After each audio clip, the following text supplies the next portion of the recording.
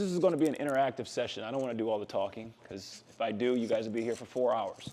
What is our intention for 2024?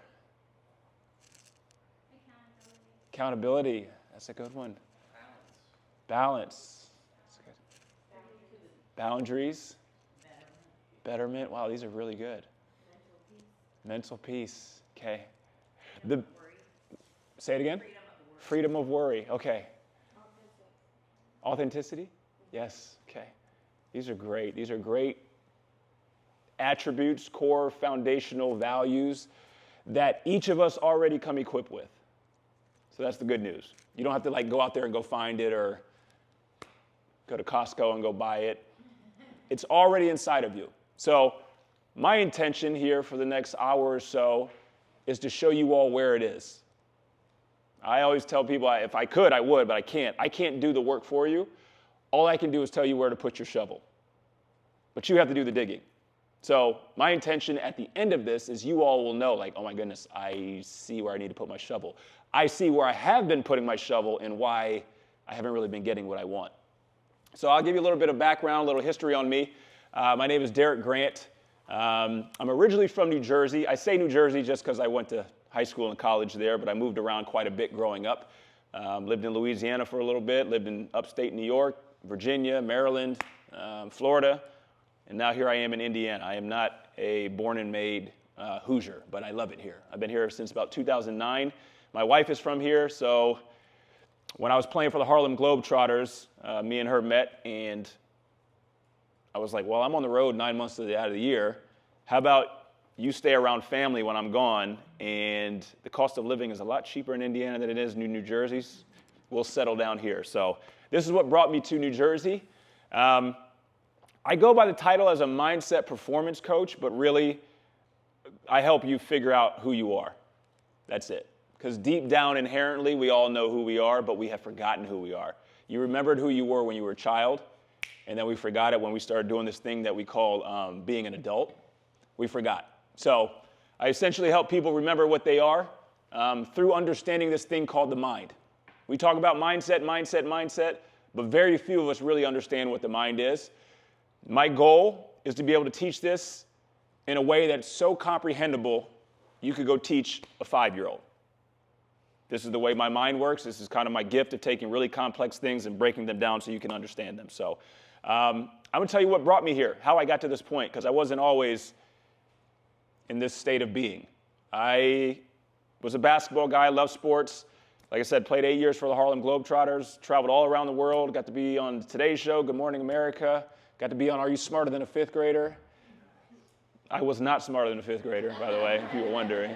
But I got to do a lot of cool things and see all these different perspectives all around the world and see how people lived in Dubai and see how people lived in Argentina and see how people lived in Chihuahua, Mexico. And I started to see wow, we're all experiencing different lives. We're all in this room right now, but we're actually having a different experience. If I were to put a book on the floor and we all read the same words, each one of us would have a different experience. Same words, different experience, and teach them how to play basketball. And I started to notice a difference. The guy who made it to the NBA and the guy who didn't make it to the NBA, it wasn't always their skill set. The guy who didn't make it to the NBA was actually better than the guy who made it to the NBA. I started to realize when things don't go their way, they each have a different reaction. The guy in the NBA stayed calm. He stayed cool. He was collected. He stayed focused. The guy who didn't make it to the NBA, he's kicking basketballs, flipping chairs, getting angry. And I started to realize this has nothing to do with skill. This has everything to do with mind. So I did that for about 6 years.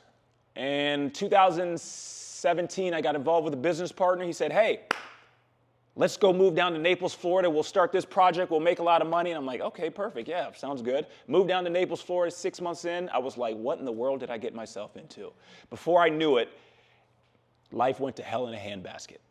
I mean, it was absolutely awful. I won't go into the details of it, but I'm talking 2 cell phones, fake email address, confidential informant for the FBI. I'm wondering how in the world did my life get to this point? This was when everything crumbled, okay? And we sometimes refer to this as our sacred wound. All of us have a sacred wound. Mine, I lost everything in the material world. Sometimes it's death. Sometimes it's a breakup. Sometimes it's a divorce. We all have our sacred wound. And the reason why I say this, because it's the wound, it's the moment in life when everything changes. We always have a saying where you hit rock bottom, there's no place to go but up. This is the sacred wound. This was the thing that forced me to let go. It forced me to let go. And now I had no choice to start rebuilding my life over and over and over. Rebuild it again from a new perspective. And I woke up one morning, and I have to tell you this story because I don't know if we've all been here, but I want to make sure that you guys understand that I'm no different than you all. I have negative thoughts. I struggle with things. And through this journey, I said, I can't do this thing called life anymore. I was so low. I said, there's no point. For what? If this is what life feels like, I don't want to live it anymore. And I sat down at the table and I went to go write a note. And I had it all planned out of how this thing called life was going to be over for me. And I started to have this vision of, at the time, my 6-year-old son, him finding out that his father gave up on him. And the shame that he felt. And the guilt that he felt. And that was enough to wake me back up, to have something to live for. And the next morning when I woke up, I heard a voice say, change the way you look at it. Change the way you look at it. I have to tell you that because that was when everything changed. Life didn't change, I changed. I made the conscious choice to use this faculty of my mind called perception. If I can do it, you can do it. And this is how we live the life that we're capable of living, and we get out of our own way. So I just want to tell you that backstory so you all can see why I'm here. And we all have our own story. It's not by coincidence that we're all standing here or sitting here today. Everybody's who's supposed to be here is here right now. Let's understand what this thing called the mind is, okay? It has these 6 muscles. So think of it like this. You're a construction worker, and you have your tool belt. You got a hammer, you got a screwdriver, you got, what else do we got here? We got some tools for drywall. We got all these different tools on our belt. But imagine if nobody ever told you how the hammer worked. Nobody ever told you what the screwdriver was for. And now here you are trying to hammer a nail in a mirror. Probably won't work very well because nobody told you what it's used for. This is the way our mind works. There's these 6 faculties of mind, or sometimes we call them the 6 mind muscles. Bare minimum, we have to know how our tool belt works, okay? So these are the 6 faculties that are creating your reality 24 hours a day. The first one is your imagination.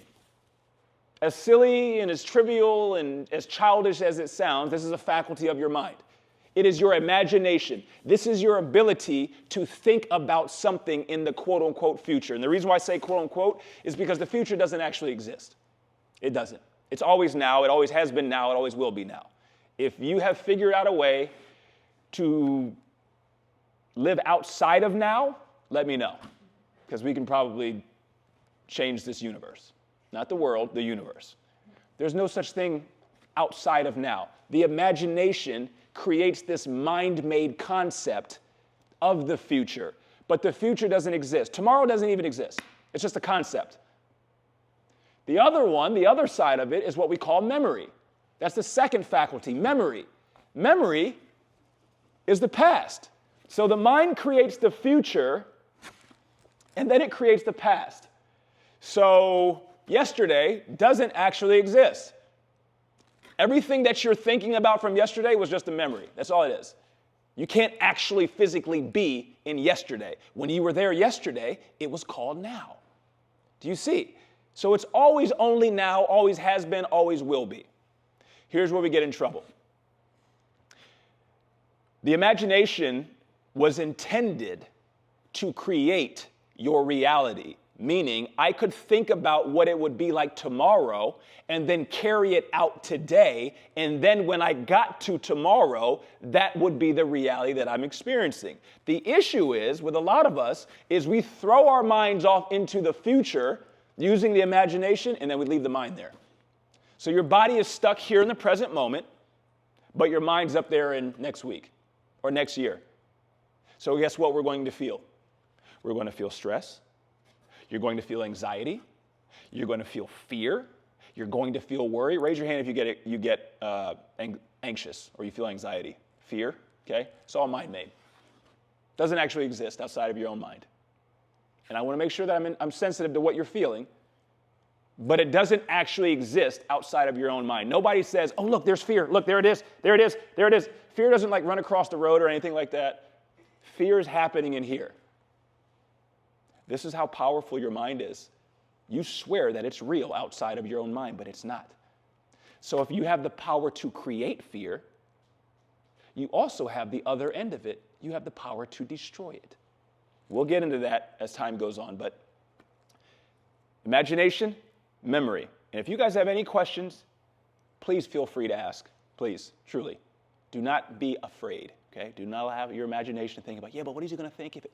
You can ask it, okay? We go on to the next one, which is intuition. Intuition. Intuition. You hear those two words. In, which is inside, tuition. We go to college and we pay a lot of money and then we get student debt and student loans and we pay tuition. Why? To learn. To learn. It's your inner teacher. There's a part of you, inside of you, that already knows all the answers. This is intuition. A lot of people do not tap into it, especially men, because it's quiet. It talks like this. It whispers. You have to be still to be able to hear it. Quiet. Close your eyes and you'll hear. It happens in here, your heart. Your heart. And here's the fascinating thing about the human body. When you were in your mother's womb, the first organ that was developed was your heart. It's almost as if the walkie-talkie system that was going to be leading us down the road had to be equipped and wired first. But what happens is, this is louder than this. So we go by this instead of this, which is the next faculty, which is reason. Reason is happening up top. Intuition is happening down low. The issue with a lot of us is we listen to reason. We try to reason our way through something. We try to think our way instead of feeling our way through. How many times have you guys ever had something happen where it's like, I knew it. I knew that was going to happen. I just knew in my heart. This is your inner teacher. Or how many times you try to do something, you're like, I think I can, and then it doesn't happen. Dang, how come I thought it was going to be a good idea to go to Florida. I thought that's what I was supposed to do. Why? Because the reason faculty was trying to figure out, okay, if we do this, then we'll make this much, and then this will happen. But my heart was like, do not go. Do not, what we call these red flags, trusting your gut. My heart was literally saying, do not do it. This guy's bad news, do not. But I listened to this instead of this.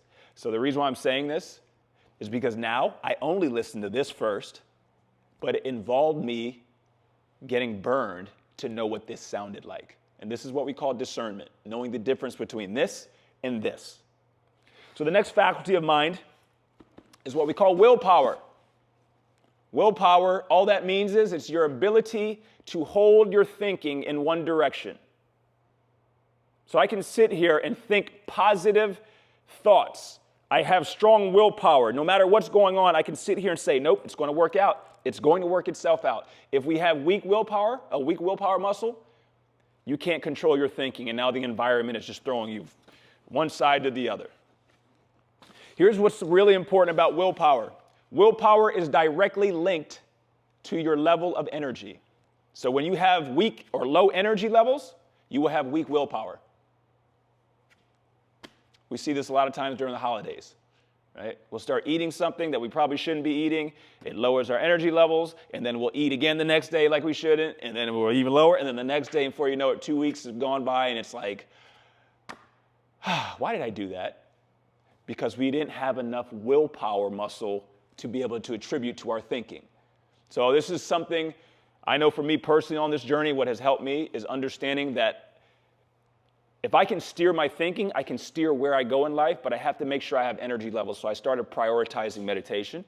I started prioritizing how much sleep I get. I started prioritizing what I eat. how much I eat, and paying attention to what it does to my energy levels. So this is the fifth faculty of willpower. Now I will tell you this, they're all important, but number 6, it's to me arguably the most important. It's perception. Perception. Perception is the lens that you use to view life.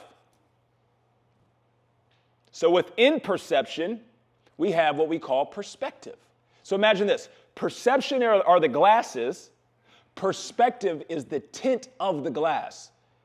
So if I have yellow tinted sunglasses, I will see the world with a yellow tint. When you understand this, I don't care if you guys didn't hear one word I said, please understand this last one. Please take this with you. Your life is directly tied to your perspective. That is what you're experiencing. So you guys see my shirt, and it says life is mental. I probably, if I could go back, I would have said life is perspective. Life is perspective. That's what it is. So I don't know how many people are in here, maybe 30. There's 30 different realities in here right now because we all have different perspectives. We have all different belief systems. We have different belief systems on money, different belief systems on body image, different belief systems on health. We all have different belief systems. Why? Because we have different perspectives. So remember this. Perspective determines how you experience something. How you experience something is what you call reality. So my reality is directly tied to how I view it. Oh my goodness. You mean to tell me I'm not actually experiencing a bad day? It's only bad because I'm looking at it that way? I'm done here. See you guys. Do you see? It's just you. It was always only you. Why didn't they tell us this in school? I remember when I found this out, I called my mom up. Furious. Mom, why didn't you tell me that life was how I viewed it? She said, I did. I said, no, you didn't. She goes, why do you think I kept saying the glass is half empty or half full? You choose. Oh my goodness, that's what that meant? Life was how I chose to view it. But the problem is, we unconsciously choose it. Why? Because you have been taught how to view life. You have been taught how to view yourself. So now, I'm 41 now, but probably about 36 years of my life, my perspective of me was really my dad's. It was my dad's. I viewed myself how I thought my dad viewed me. And how my dad viewed me was really how his mother viewed him. Do you see how this happens? So now here I am, 2020, and I view myself as a lady did back in the 1930s. Do you see what happens here? Do you see how energy is neither created nor destroyed, and it just keeps getting passed down and passed down and passed down and passed down? I don't know if anyone's on their healing journey, right, of healing this inner child wounds. This is why it's real work. You're not just healing you. I'm healing the wounds of my father, who grew up without a father. I'm healing my mother, whose mom died when she was young. Like, you're healing more than just yourself. But here's the most important part of it. All you had to do was develop a perspective of yourself that was conducive to the life that you wanted to live. You have that power. You could literally choose how you want to live your life. Hello, here I am. Here I am. When I started to understand how powerful the mind was, I was like, what if I create this life that I go around and speak and I tell everybody about the mind, and what if, here it is. So if I can do it, you all can do it, but we have to understand how our mind works. So your perspective of the world is what you're experiencing. Here's the question you ask yourself. Is this my perspective, or is this somebody else's perspective that I have taken on? Raise your hand if you worry about what people are going to think about you. Okay.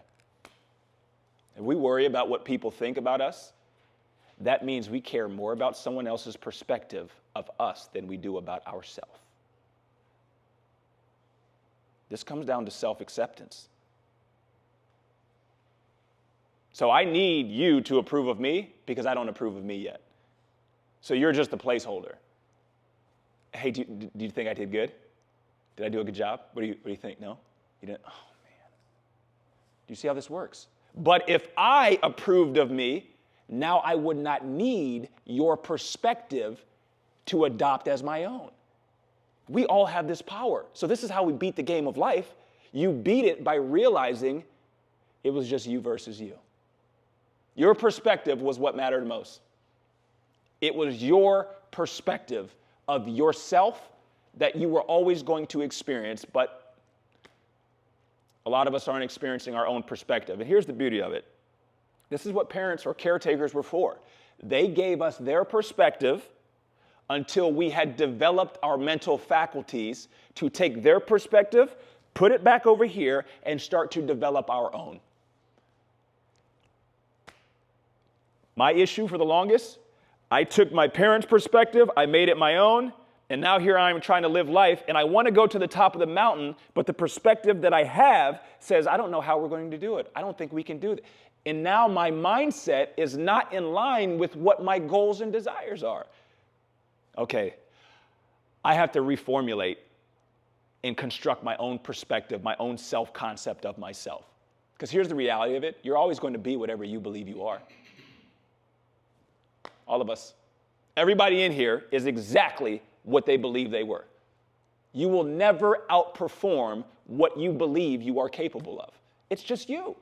It is just you. So, we understand the 6 faculties of the mind and how they work and how these tools are being created, are creating our life.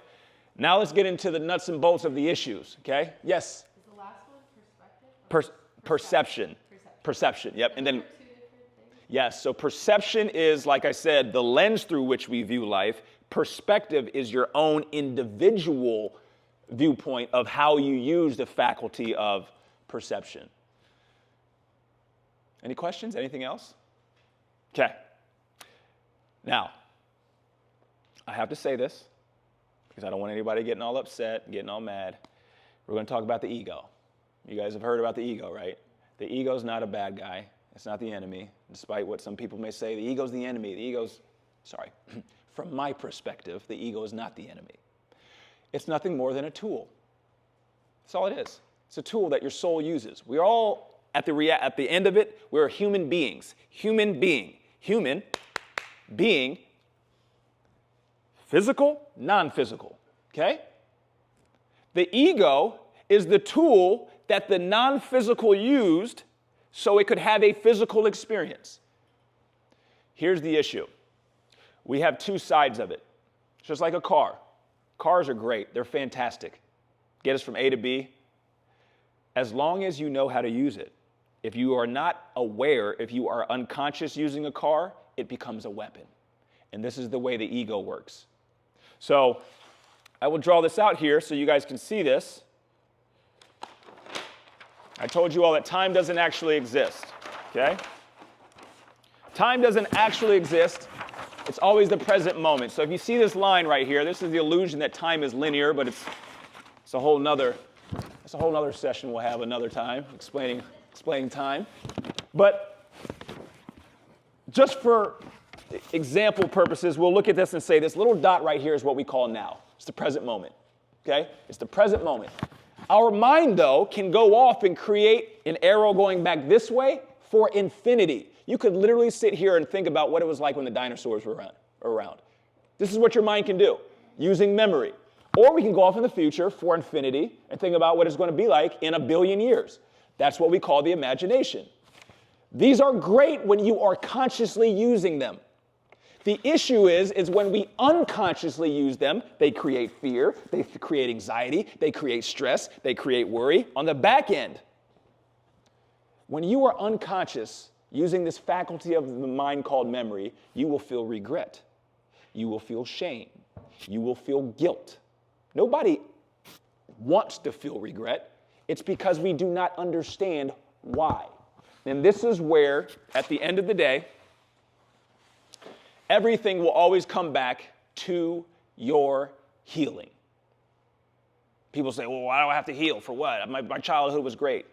It's kind of like It's weird, this human game, this thing we called life, it was built into our life.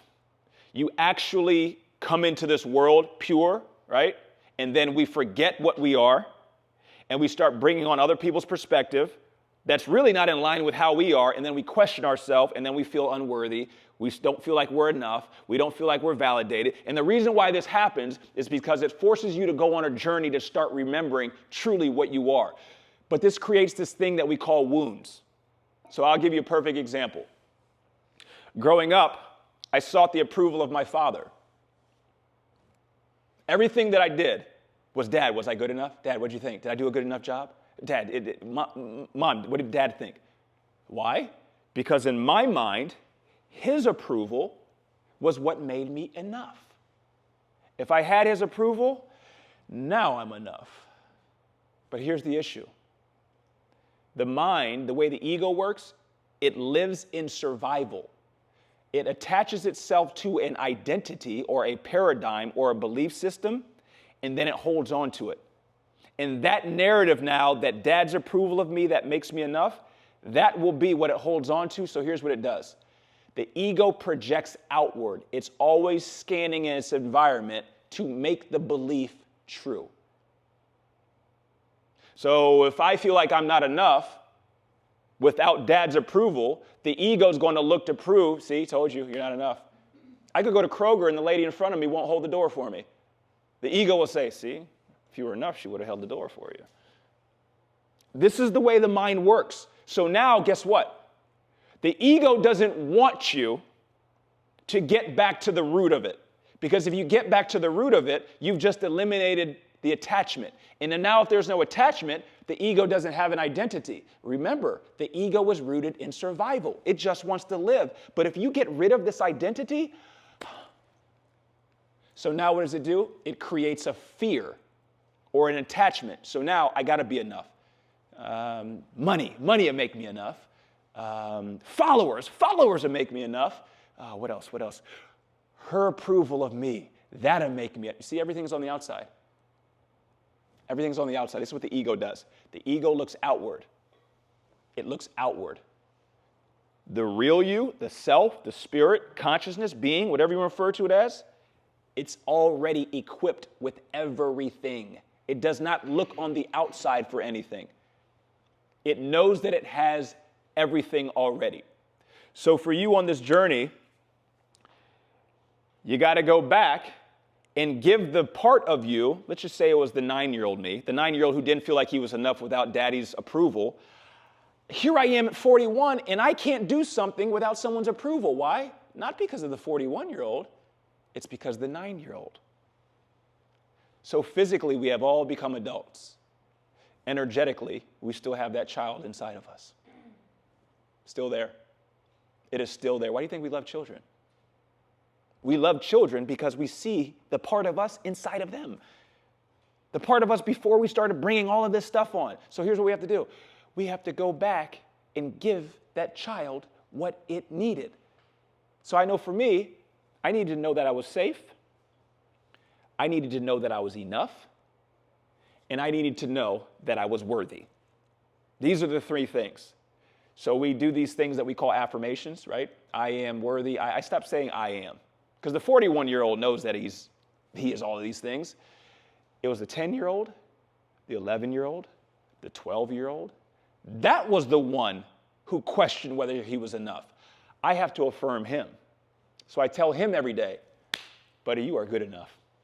You're enough just as you are, without conditions. You don't need this, you don't need this, you don't need this to be enough.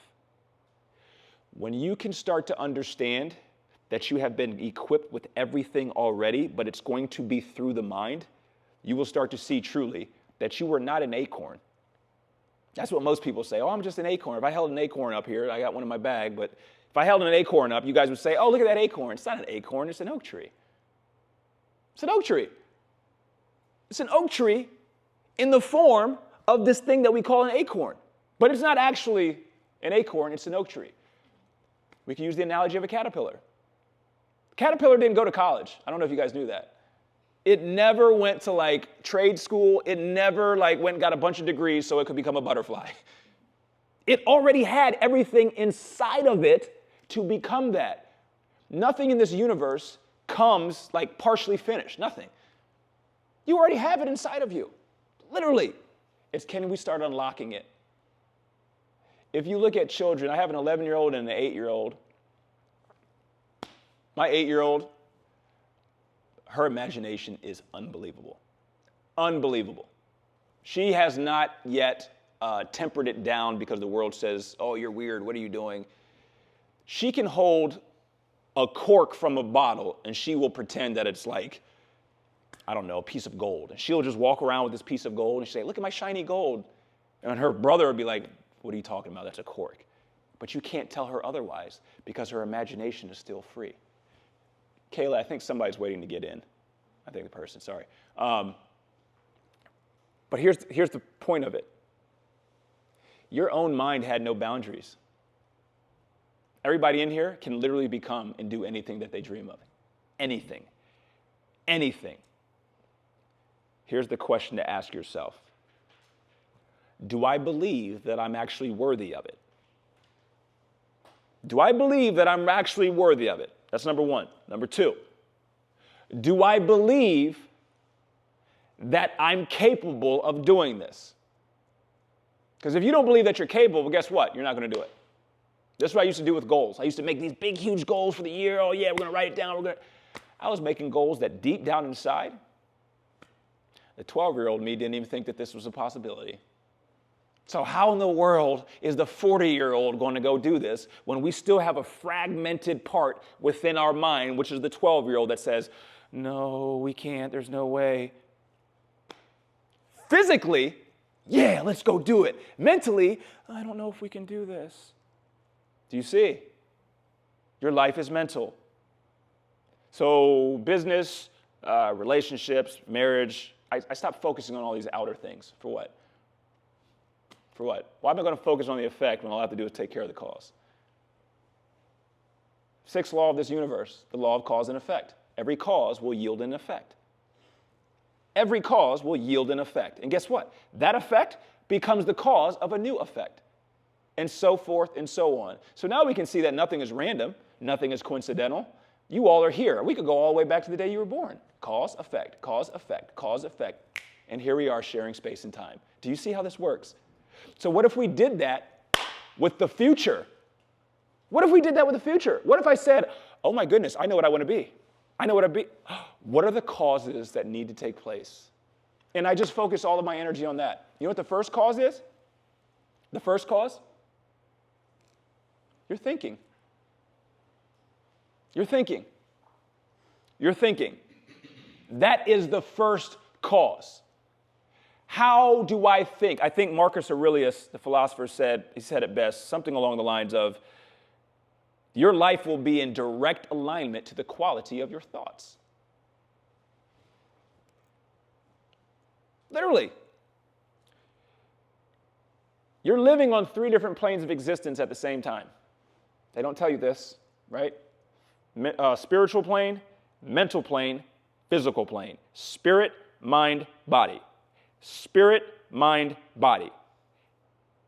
Here's what makes it difficult. You're on all 3 floors at the same time. The issue with a lot of us, we think that we're on the bottom floor of the physical plane. Oh yeah, my body. You're not your body. You're not your body. You're no more your body than you are that tree out there. If you can see that tree, you know that you're not the tree. If I can observe something, that means I'm not it. This camera right here, hi, that's not me. Because I can observe it. The same goes for your body. Your thoughts. You have thoughts, right? We all have thoughts. You observe your thoughts. I tell everybody, think of pizza right now. Think of the word pizza. Okay, you got it? Okay, you guys thought of pizza. You were aware and you were observing your thoughts. You're thinking. You're not your thinking. You are the supreme awareness behind it all that we call spirit, being, consciousness, pure awareness. That is all we are. You are literally just watching this play. You're observing your thoughts. You are observing your body. The issue is here's where the ego comes in. The ego lives on the mental plane. And the ego wanted you to think that you were it. You were not it. It's kind of like a ventriloquist, right? When we put the hand in the doll and the doll's moving its mouth and the voice is coming from here. And we think that the doll is the one making the voice, but it's actually the guy behind. This is what the ego does. The ego wants you to think that you are the doll. You're not the doll. You're not. You are the awareness behind it all. So the reason why I'm telling you all this is because we got to understand the framework of who and what we are. You are not your body. You are not your thoughts. If I say pizza and everybody thinks of pizza, are you guys full now? No. Say, no, I'm hungry. You see, your thoughts alone, your thinking alone wasn't it. That wasn't it. Here's the issue. We have thoughts that come in, and then we have thinking around the thought. That's the issue. It's not the thoughts. Thoughts carry very little energy. Very little. Thoughts are pretty weak for the most part. It's when we start to think about the thought that had popped in. You guys have a thought pop in, you're like, where'd that come from? Why did I just think about running my car off the road? Why did I just want to hit them with this? Why did I? We all been there. And then you start thinking about the thought. Like, yeah, what would happen then if I did do it? I wonder if I would. And then guess what? If we think about it enough, we're sending more energy to that thought. More energy. And then guess what? If we think enough, we'll start to create this thing called energy in motion, or what we call emotions. And now we start to feel the emotions of the thinking around the thought. And when it does that, we start to yield this feeling in our physical body, and we'll start sweating, and we'll start shaking. And then guess what? It's a reality now. All because of our thinking. I don't know the stat on it. I have no idea. But how many people die a year of heart attacks that come from stress? Wild.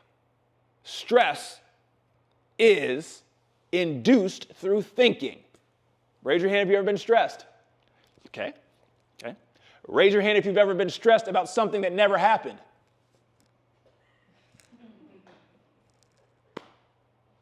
But we can literally send so much energy through where we're focusing our attention that we start to create that reality. If we can do it on the quote-unquote negative end, what if we consciously did it on the positive end? We could create the reality that we actually wanted instead of the reality that we did not want. In order to do that, you must be... Oh, sorry, go ahead. I was going to say, why is it that we focus so much on the problem instead of the solution? Yeah, good question. We just focus so much, and it's hard to break out of that. Okay. Can I go deep here? Okay, stay with me. Okay. You have your own way of thinking, your own individual way of thinking, but we know that this universe is holographic, meaning the whole breaks itself down into a smaller version, and a smaller version, and then a smaller version, and a smaller version, and then a smaller version. For an example, we see the spiral, right? The spiral of a galaxy, and then we'll see a spiral of a hurricane, and then I can look at your scalp, not mine because I don't have hair anymore, but we can look at the scalp and see the hair swirling around, right? We keep seeing this spiral, okay? So it's just holographic, okay? But then also, the collective has its own way of thinking, its own thought forms. A lot of times we call these paradigms. So if we think of it like a pendulum swings back and forth because it has to have energy, okay? If we think of a paradigm or a belief system, that's its own pendulum. And the more thought energy it contributes to it swinging this way, okay? So what the issue is there's pendulums that are constantly swinging, but they require negative energy. They require fear. They require anxiety. They require that energy. I could turn on the news and show you.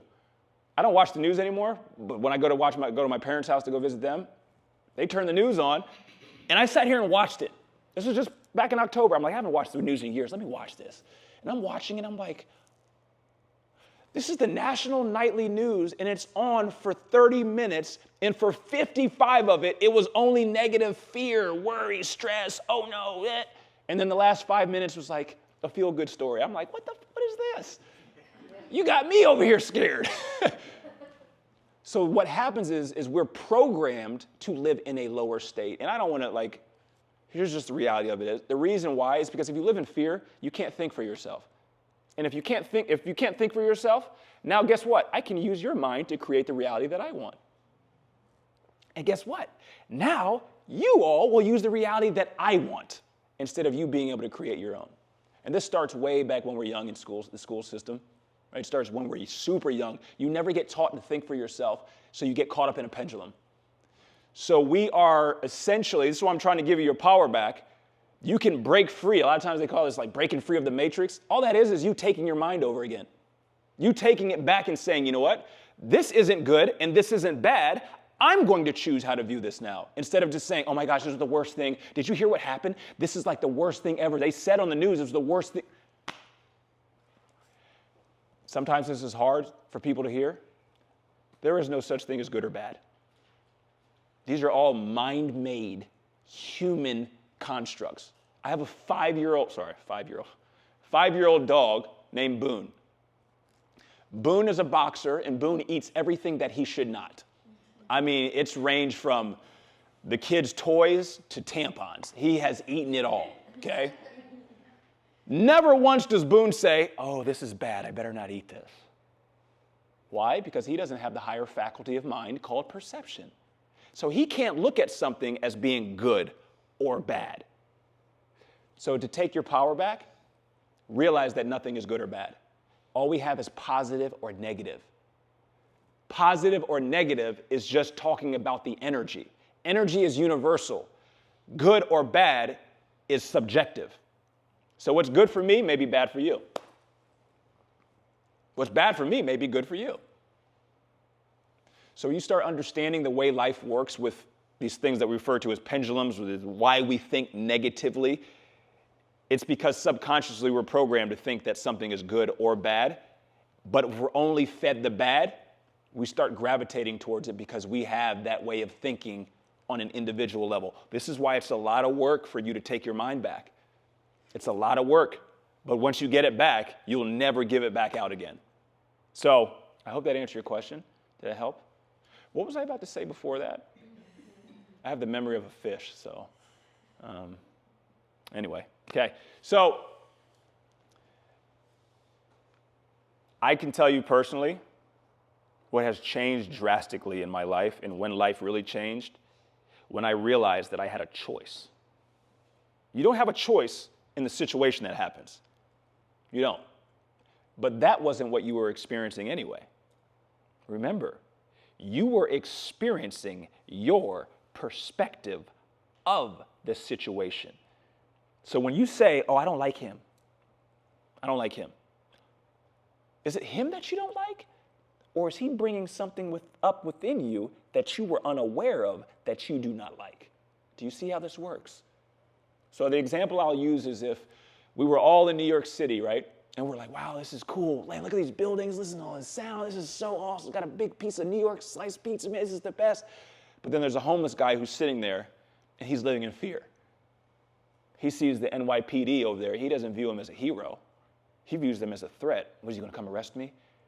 He sees the dumpster over there. He doesn't see it as a means to throw something away. He sees that as his table where he's going to get his meal from. Do you see how we're all experiencing everything differently? We all have the power to choose how we view it. So if you don't like a situation, if you're upset, you're angry, this makes me mad, I'm afraid, ask your humanness. Derek, why are we viewing it this way? Why? If you can have that awareness, now you're not caught up in the unawareness of the ego, because only the ego would form judgment. Only the ego would say something is good or bad. You know how you know nothing's good or bad? Go look around what's happening in the world. What do they call it? They call it war. War. One side saying, yes, this is what it is. The other side saying, no, this is what it is. And they will literally kill each other over it. Wild. Why? Because they think inherently good and bad is what existed outside of their own mind. But the tigers, the animals, they're all looking at it like, what are these humans doing? These humans, wait, what? They kill each other? Because they don't have the same belief? That's wild. Your power is in you consciously choosing. You make the choice with everything. Make the choice. Make the choice. Nothing is good, nothing is bad. Okay, now that I know that, the energy is neutral. I can make the choice. But when you say something is bad, bad is negative. Negative carries a lower energy than positive. We go back to the fifth mind muscle. Now because you're looking at something bad, you have low what? Energy. So now because you have low energy, you have low willpower. So now you can't even consciously think for yourself. And guess what? You're wrapped up in the pendulum. And now we're just swinging back and forth, swinging back and forth. And guess what? If we do not take it back, the next day it'll happen again. And then we'll start stringing them together. And as with anything, you do something over and over again, it becomes a habit. And now this is just the way I think. I constantly look for what's wrong in a situation. I constantly look at how I can't do something. I'm teaching my 11-year-old right now that you have a choice in where you steer your energy. You can look at how you can't do something, or you can look at it how you can do something. Both require the same amount of energy. It's just, can I make the choice? So ultimately, how do we get out of our own way? Accountability. That's why I love that word, accountability. We have to first realize that we were the only thing in our way. And sometimes that's really hard. You mean I can't blame anybody? I sat here and blamed this business partner for a good 4 years. He did this, and he stole this, and then this.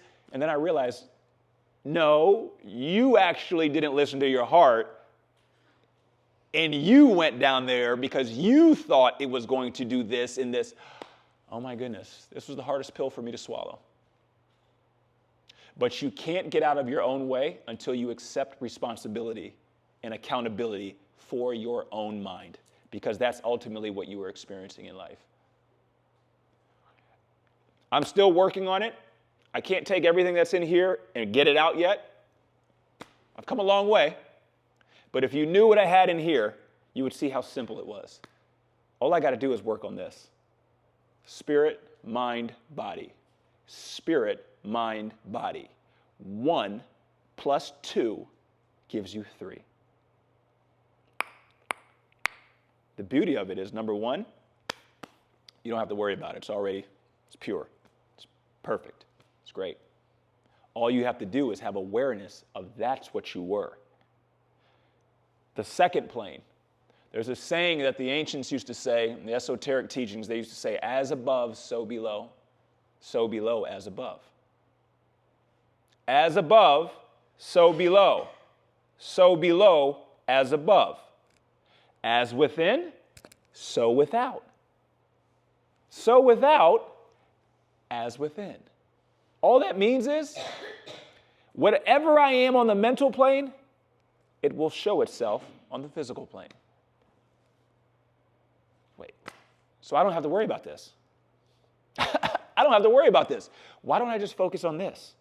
Why don't I become so aware of what's going on in here, focus all of my energy on that, and this has to correspond. And then you will understand and start to see, it was just a game. It was a game. Literally, it was a game. You could literally create your life any way that you wanted. Any way that you wanted. As long as you could do it from the plane that was above. So,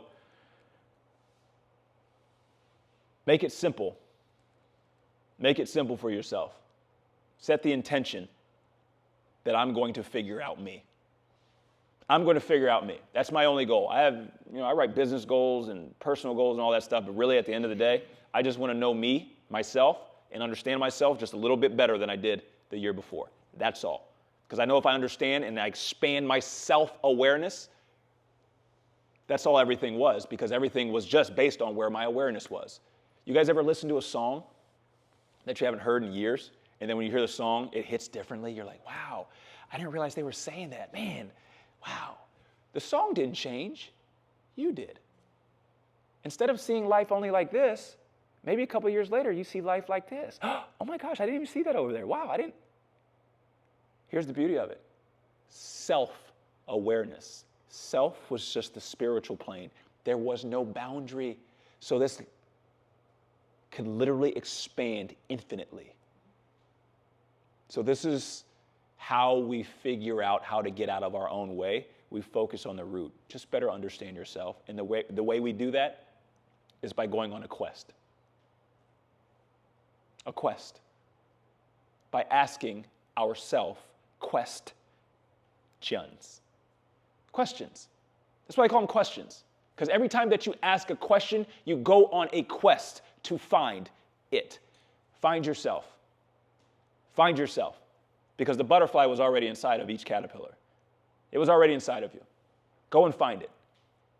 Go and find it. This, my friends, is how you get out of your own way. It's really understanding that there was nothing in my way other than me. This didn't even exist. It's just like you understanding that life is just showing itself on different levels. When I go to the weight room, I look at weight room. The weight room, it literally is life. If I want to build muscle, what do I have to do? I have to lift heavier weight. It has to be harder. There has to be struggle. There has to be adversity. There has to be a resistance. This is how we develop physical muscle. The same would be on the mental plane as well. I have to go through hardship. I have to go through struggle. Why? So it can develop me mentally. But the only way it can develop me is if I can consciously choose that this is actually helping me. And here's how we do this. We ask ourselves 2 questions. When something is hard, and hard is relative. What's hard for me may not be hard for you, right? So nothing is actually hard. It's just what we're telling ourselves. You ask yourself this first question. What is this trying to teach me right now? Truly. What is this trying to teach me? Okay, I'll use my example that I used earlier, going down to Florida. I can tell you what it was trying to teach me.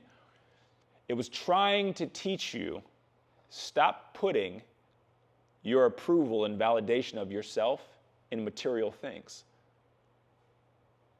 That's what today's lesson was. Go down there and hit the weight room. Hit the weight room. Go hit it. It's going to be heavy. It's going to be hard. But I can promise you, if you just stick with it, you'll be better. Now, that was only, 2019? Here we are in 2024. It's only 5 years ago. It wasn't that long. The second question. Knowing what I know now, what would I do differently?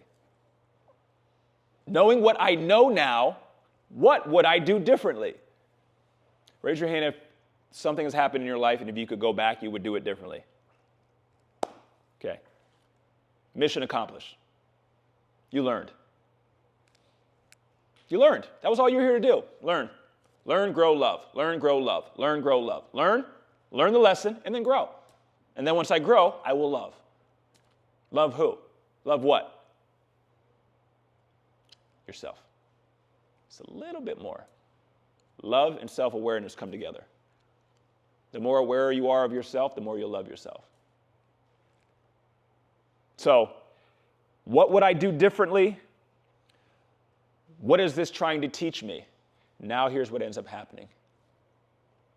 Every time you encounter adversity, every time you encounter a hardship, any time you encounter struggle, you will not perceive it as something that is against you. You will see it as if it's trying to teach you and help you to expand your self-awareness. So now when everybody else is crying because it's so hard, you're sitting here looking at it with a smile on your face behind your hand like, oh, this is going to make me stronger and better. This is going to make me.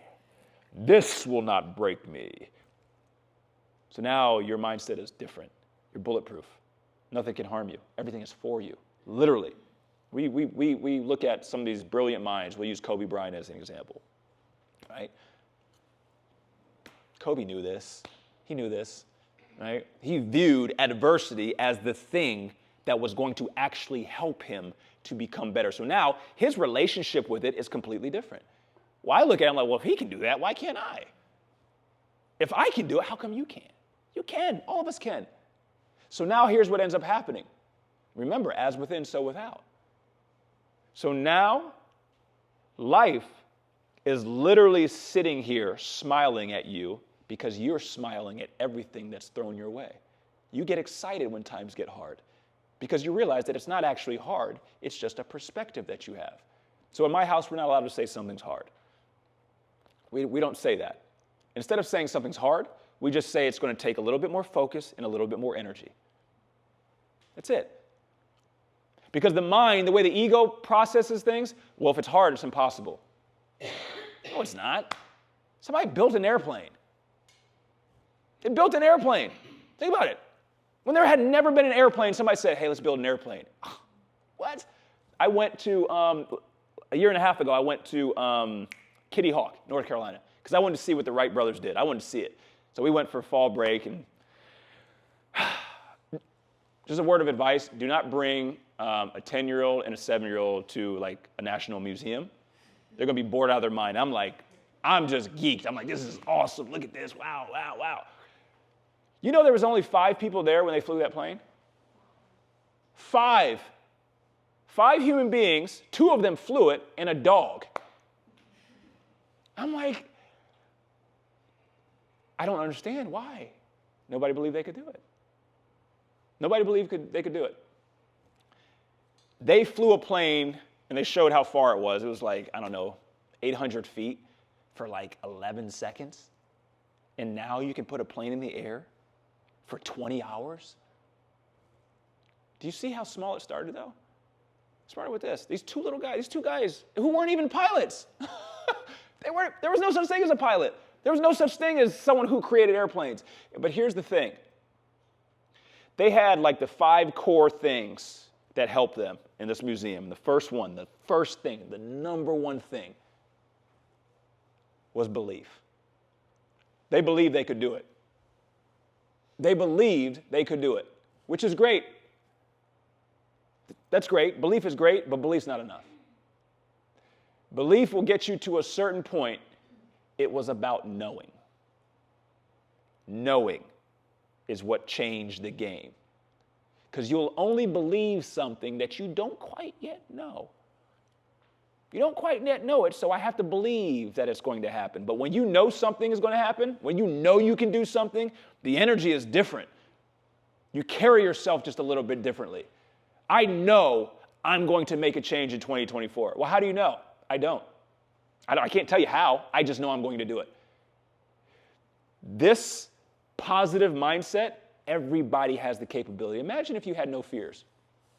What would life look like, seriously, what would life look like for you all if you had no fear? Would it be different? Do we feel like fear holds us back? In what way? I'm curious. I told you I wasn't going to do all the talking. Not asking, not trying. Okay. Why won't you ask? Fear of rejection.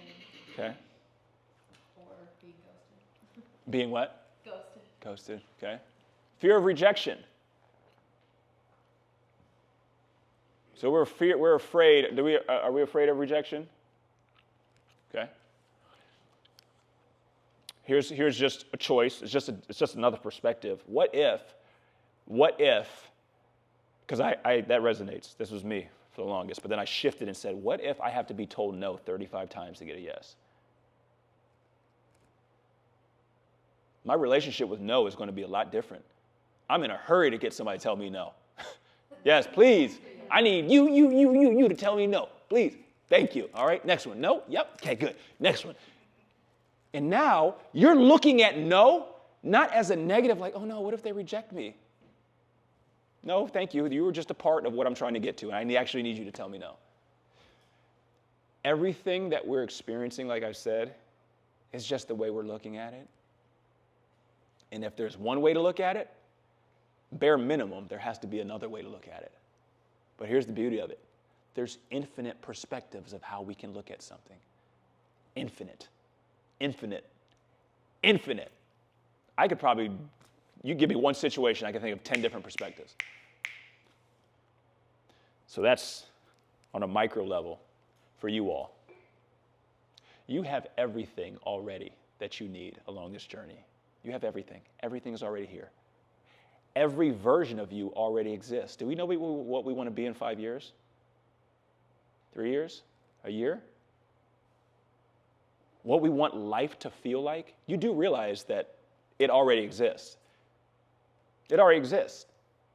So let's think of it like this. Can you guys see these panels on the floor? These wood panels? See, the panels are all going this way. Let's pretend each one of those panels leads to a different place on the wall, correct? And we'll call each one of these panels perspectives.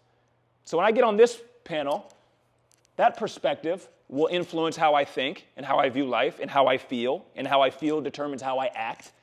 And that will yield that result down there. But if I shift my perspective and I view life differently, you see this panel does not lead to the same place that did.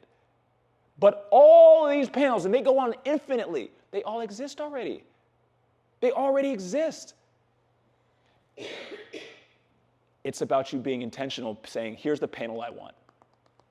This is the panel I want. I'm intentional. This is what it is. This is how I'm going to view myself. This is how I'm going to view the world. This is how I'm consciously going to choose how to view adverse situations. And now your intention starts to manifest itself outwardly through attention. And we know, what do we say? Where attention goes, energy flows. Is that how we say it? And something that has more energy creates. But the issue is we haven't been intentional with ourselves, with our own mind. I want X, Y, and Z, but I haven't been intentional with the thing that's going to dictate X, Y, and Z. So I don't want to tell you what your intentions are for 2024, but be intentional with shifting the way you perceive yourself and how you perceive every situation. Don't be so quick to jump at something and say that was bad. Don't be so quick to jump at something and say that was good. Wow. It is what it is. And now you can experience it for what it is. It just is. I told you my 5-year-old dog Boone, everything with him is what it is, except treats. He does like treats. If he could talk, I think he would say these are good. It's about you neutralizing and then choosing. It's harder to choose when you're skewed this way. Ask yourself, why do I view it this way? Why? And just by asking that question, you have the awareness that supersedes the ego. I'm not caught up in this situation. I'm asking why. And now you become the observer instead of being the situation. So I could probably talk for hours, Kayla. Seriously? You think I'm kidding. I'm dead serious. I want to open this up if you guys have any questions, anything. Yes? How would you help your mind when it's like trapped in ruminating thoughts? Any tips for that? Yeah. No, yeah. That's a great question. Because this was me when before I had this awareness of really understanding what the mind was. It's about you dumping your thoughts out, okay? So this is where I tell everybody, journaling is the cheapest, best way to deal with overthinking. I dump them all out so then I can see them. Because remember what's happening. The ego creates all of this stuff because we're unaware. The more aware I can become of my thinking, the less it will. The only reason why it's doing this is because I'm really unaware of it. We'll use fear as an example, okay? You're only afraid of that which you're not aware of. My son used to be afraid of the dark until he realized there was nothing in the dark that could get him. Now he's not afraid of it anymore. So by dumping our thoughts and writing them out, it allows us to bring even more awareness to it. So I have my notes app in my phone. When I start feeling okay, just dump it all out. Let's just put it all out there, and then here's the next thing. Ask your human. Ask your human, because I view Derek as he's my pet. I make sure he gets all the water that he needs. I make sure that he gets good food. I make sure he gets good sleep. The being is taking care of the human, right? So now by doing that, I've just separated from the ego. And now I'm watching the ego, the thoughts, the thinking, instead of being the ego. So this is our issue with overthinking, is we think that we are the mental plane. We're not. We're not. We're observing it. But if we don't create the separation and start observing it, it'll be like this. So just by you writing down how you feel and what you're thinking, it starts to create a little bit more separation. Meditation helps us do this a little bit more. Consciously breathing brings you back, because all of our overthinking is either up there or back there. It's never here. Never is it here. It's always our mind being up there or up here. So when I feel stressed, worried, fear, anything, I have a program within my mind that says, you're not present. You're not. You're up there. You're worried about something that really doesn't exist, but if you are not careful, you're going to create that reality, because your actions in the present moment are what create up there. So the easiest way to look at this, who you were yesterday is what is determined who you are today. What I did yesterday determined what I am today. What I do today determines who I'll be tomorrow. So if I want to change my future, I got to make the actions and change my behavior in the present moment. You staying with me? So really, back there is determining up there. But it's all done through this thing that we call now. So I told you this universe is holographic. If you look at a bow and arrow. Okay. What are you afraid of?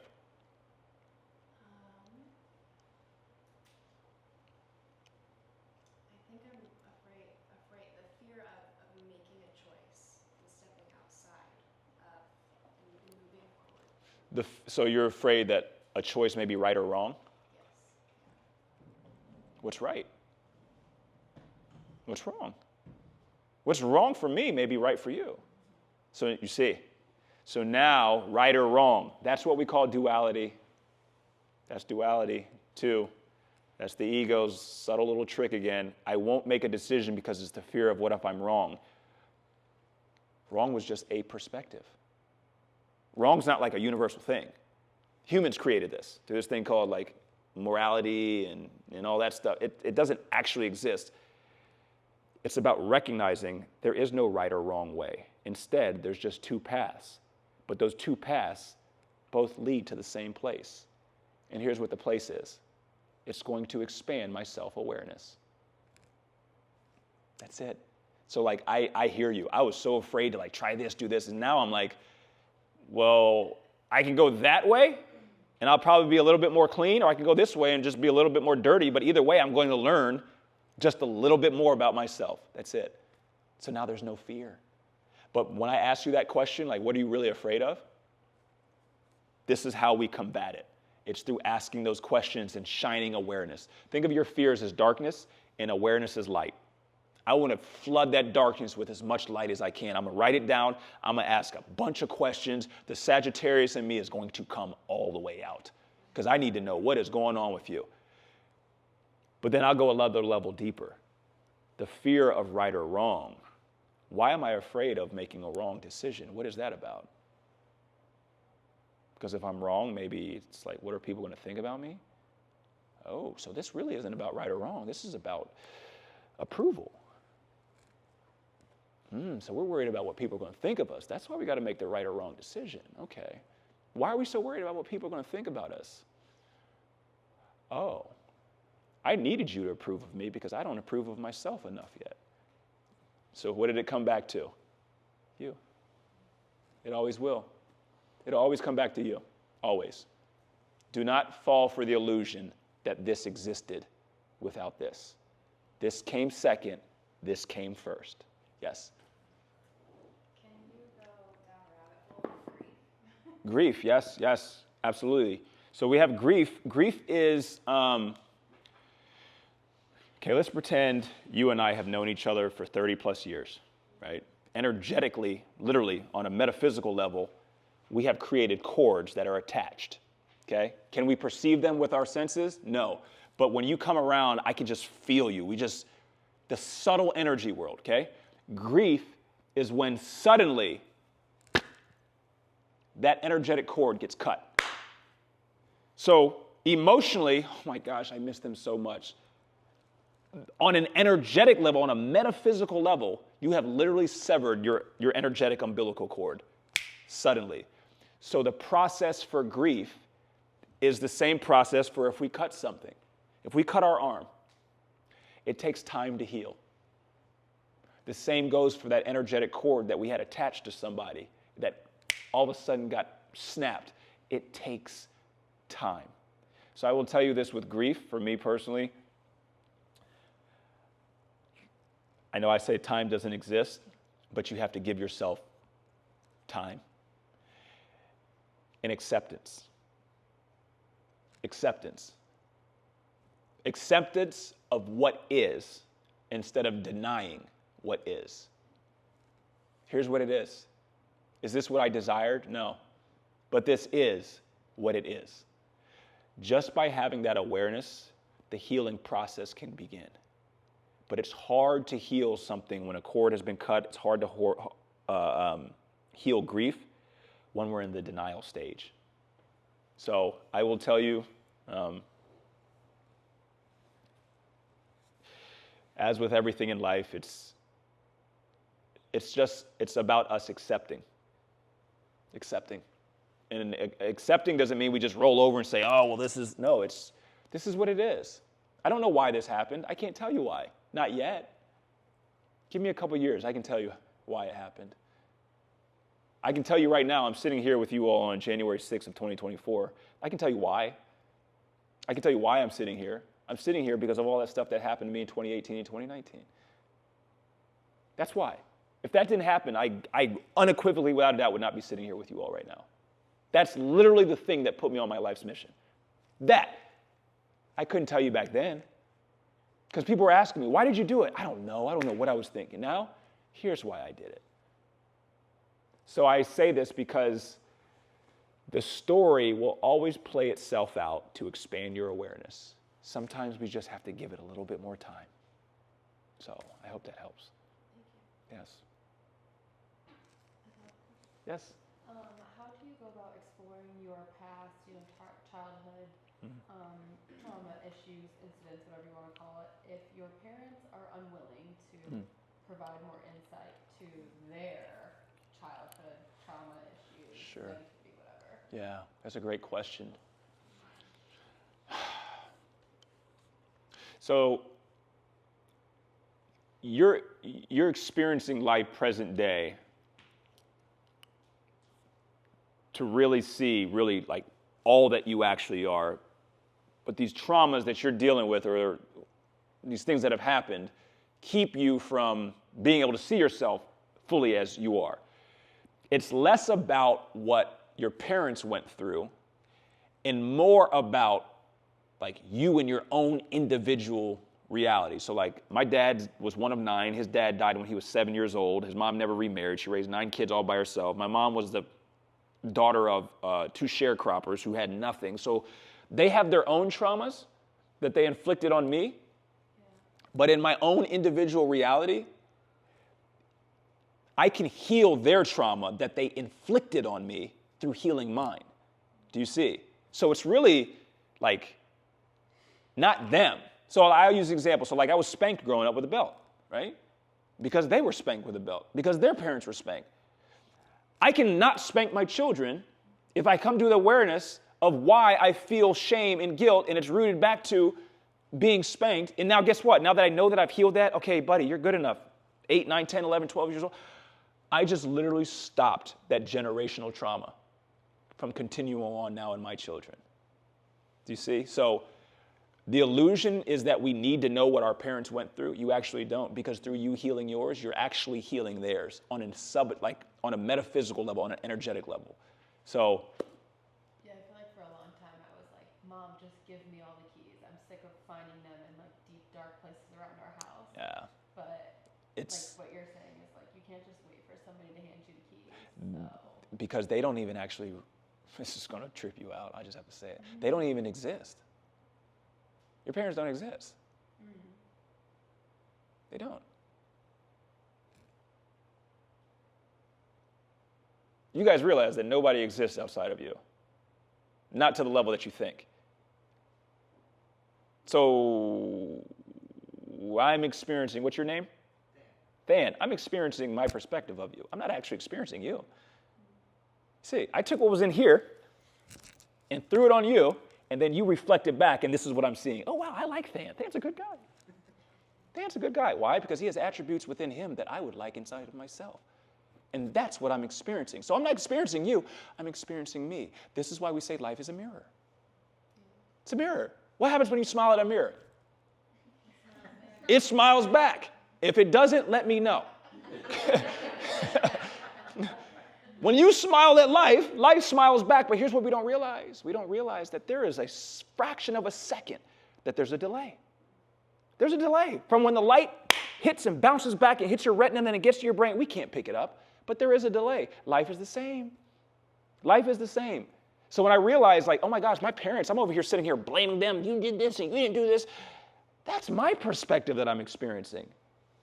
Why? Why am I experiencing this? What's the issue? Because here's what's happening. Everything that you're experiencing in life is really just trying to help you better know yourself. But the ego keeps you from knowing yourself because it's like, look what she did. Look what they did. No. It's happening from the inside out. It's happening from the inside out. Let's focus on this first. Focus on this. Okay, she said that. It triggered me. How did it make you feel? It made me feel insecure. Okay. So really, she just brought something up. You know those things when you go to like Chuck E. Cheese, those things that grab the claw, you know, they rig it so you can never win anything, right? And they grab it and you pull it up. The claw was the outer environment. It was the person who made you mad. They made you feel insecure. They triggered you. It was the parents. The claw was the thing that needed, the puppet or the toy, puppet. The stuffed animal was the thing that you needed to heal. That's what it brought up. She brought that out of me. It made me feel insecure because it showed me, oh, hey, you do realize that you don't approve and accept of yourself enough yet, and that's why you were depending on her approval, and because you didn't get it, it made you feel insecure. Man, I can't believe she said that. Claw drops it. You missed it. And the way life works, guess what? We got to do it again. Just like in school, when you don't pass the test, here's your test. What is it? Ah, you missed it. We'll do it again. And this is the way life works. So now, everybody's just here to teach you. Than, thank you. Everybody's here to teach you something about yourself based on how you're perceiving them. Because you're not, what's your name? Elizabeth? I'm not experiencing Elizabeth. I'm experiencing my perspective of Elizabeth. And here's the thing about the ego. The ego will always judge. Always. Oh, she was nice. How do you know? You don't know that. You hear stories about people and things happen. It's like, oh my gosh, I never thought she would do this. She had her kids tied up in a cage. I never would have thought. That's because you had a limited perspective. That's what the ego does. The ego judges someone or something, albeit good or bad, because it has a limited perspective. It's about us expanding our awareness so we can see the whole picture. But when I judge, it keeps me from seeing the whole picture. So do not judge yourself. Do not judge your environment. Do not judge your own perspective. I don't even you'll never hear me say that I'm right. I hope you understand everything I'm telling you all. This is just a perspective. I'm just a guy who was born December 3rd, 1982 from Alexandria, Virginia. This is just a perspective. Take it or leave it. It was just you. It was just you. So, what else? I just went on another tangent. Sorry, I'm scaring you guys with these questions. Yes?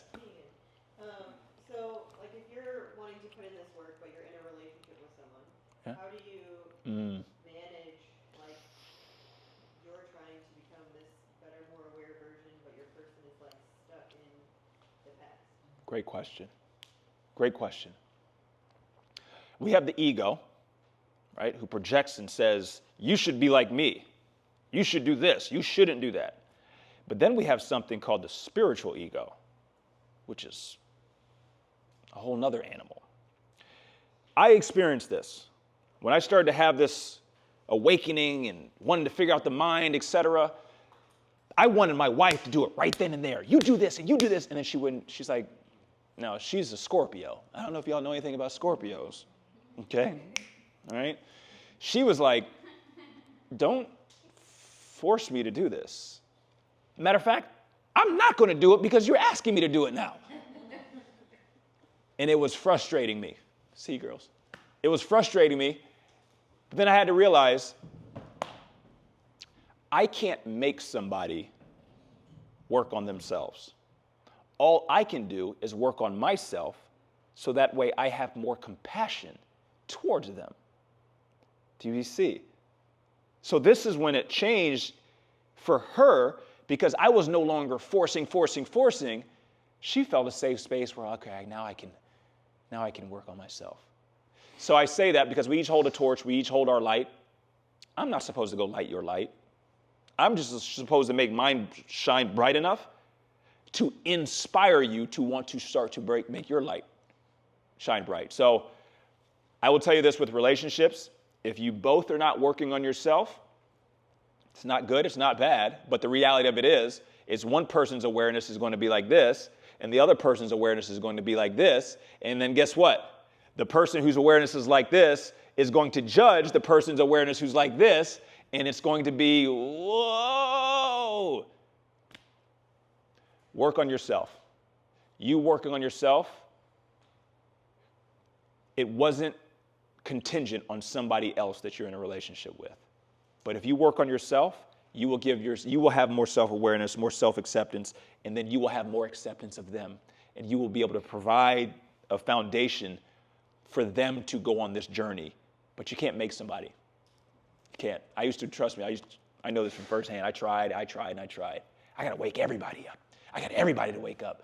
And I realized I can't do this. I'm over here exhausting myself. How about I just focus on me waking up? How about I just do that? It's like an alarm clock. I can't make you get up. I can't make you.